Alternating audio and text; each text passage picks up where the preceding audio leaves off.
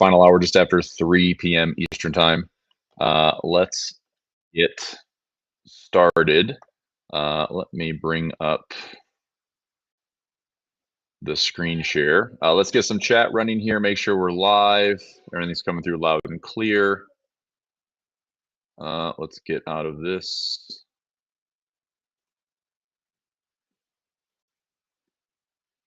All right, see if I can just get the screen share up the way I want.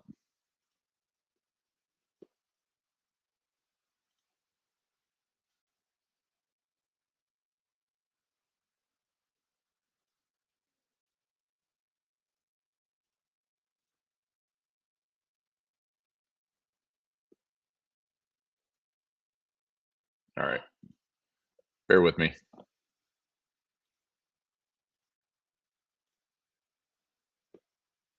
Okay.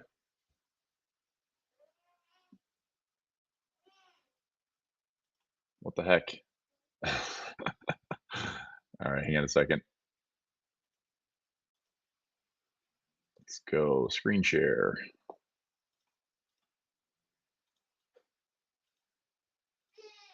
There we go. Let's try that. All right, everybody. We're live. Let's go. Final hour. We're live.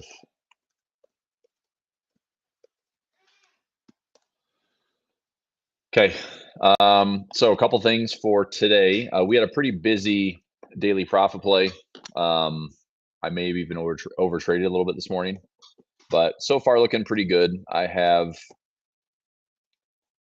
couple of trades to be managing to the close. I need price to stay below this green line and above this green line in the next 54 minutes for a couple of winners. Should total about 300 bucks today. And I have some defense that is free of charge on the upside. If I need it, it's trying to think. No, I take that back. Free. It's a 95-cent debit on the upside. It's free of charge on the downside. If something were to happen below 66.85 or 66.70, I have a $2,500 profit trap down there that cost me $5. So net on the day, I should make about $210. Markets really haven't done much. I'm curious. I posted this in Telegram. Are we going to see, I'll load up over the weekend. I mean, if we zoom out for a moment here, let me go into this chart. We load up, taking a look at the daily and weekly. Again, it is, look, it's pretty incredible that this market is either doing everything it can to just dump equities behind the scenes and just there's like zero DT keeping this thing afloat. Or there is just incredible resiliency in these markets. Now, I don't know the answer. I mean, we are technically going to be making a fresh weekly close. If we kind of leak into the to the close today a little bit lower, price low today around 67.11. I think we tested that low. Yeah, 67.10. So the previous low from a couple weeks ago, same low tested. And if we end up, drifting a little bit lower into that 67 handle today, here is some gamma. So decent strike around 67.50.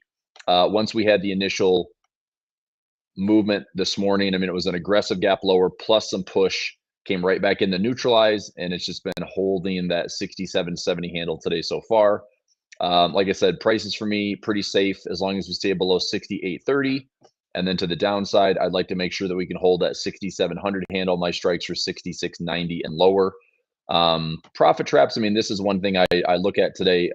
Things can change in the last hour, certainly, but having a call and put volume sentiment that's around a tie, usually we have to have a difference here of about 20%, and then you're going to get a trend for the day. But that's not been the case. We've had this thing pretty tight within a couple percent. It's only at 6% different now.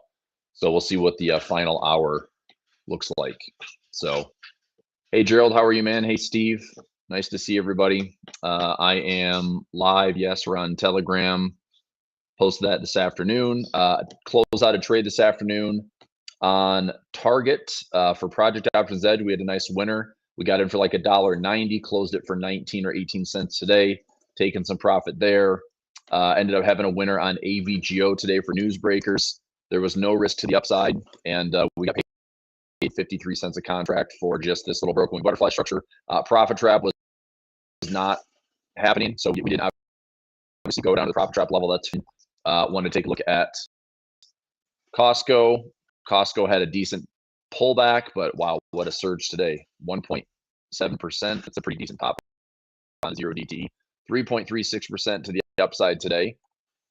We had earnings on Costco, which not surprisingly beat top and bottom estimates. Nice little pop today on Costco. Let's take a look at Walmart for some defensives. Let's look at Mag. Very sideways on the day. Let's look at IGV for the software. SAS again, that was happening. You know, I wasn't surprised. We talked about this the last couple of weeks. If anybody's looking for a short-term move, you know, the decent low there, the 23rd, 24th of February divergence where price momentum disagree. You know, I said short-term. I mean, if this is going to have some legs underneath it, software maybe gets into, I mean, 95, 96, even up into the 105. If anybody is long IGV, I would be trailing stop losses. I wouldn't give this thing really any wiggle room. If you caught a nice bottom here, you've got some profit to manage. Oil, big story of the day, big story of the week, big story of what's going to happen next week. Does this continue? I think Kobayashi letter, whatever that is on Twitter, I don't know if you say it that way, but they're pretty doom and gloom. But they were forecasting that there could be oil prices in the U.S. or not oil prices, gas prices at the pump up to about $3.50 come Monday morning. That would be a bit aggressive.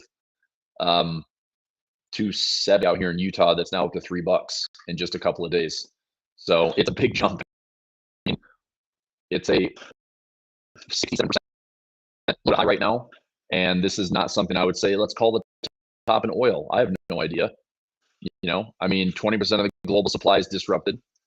Do we stop at 95? Do we stop at 100? Do we stop at 120? Do we go all the way up here to 130? I mean, I think there's a decent short in oil at some point, just based on the inefficiency. But I mean, I might say that oil here around the 95 to 100 to look for a short-term trade. Otherwise, I just kind of watch this as a spectator and just enjoy the craziness. I think this puts a huge dent in a lot of plans for world peace, puts dents in plans for inflation at bay. And, you know, this is a lot of stuff we're going to have to navigate.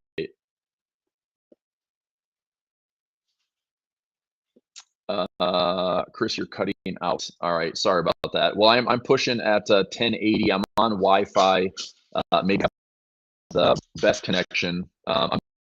I'm up in the room versus downstairs, plugged into the office. So let me know. Let me know if it's okay. I can trim down some of the some browsers here.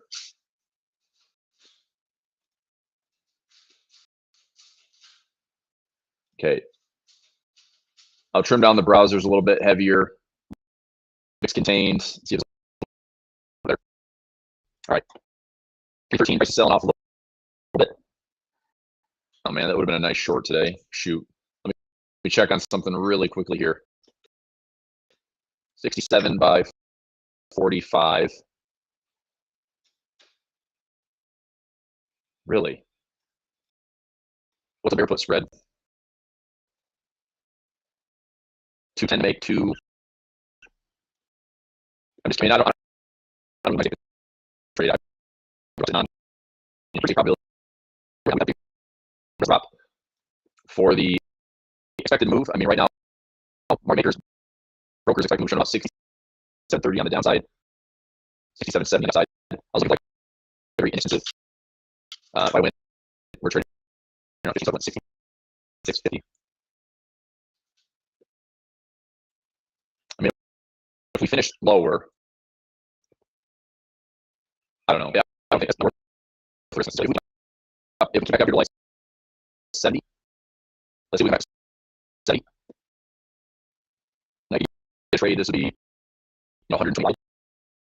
If I can get that 120 wide for like 115 or 116, I take that credit spread at the open or at the close. If we just fall here,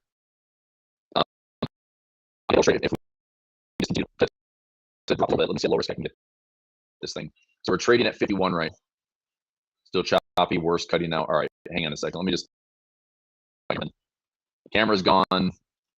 Minimize this. No, not maximize that.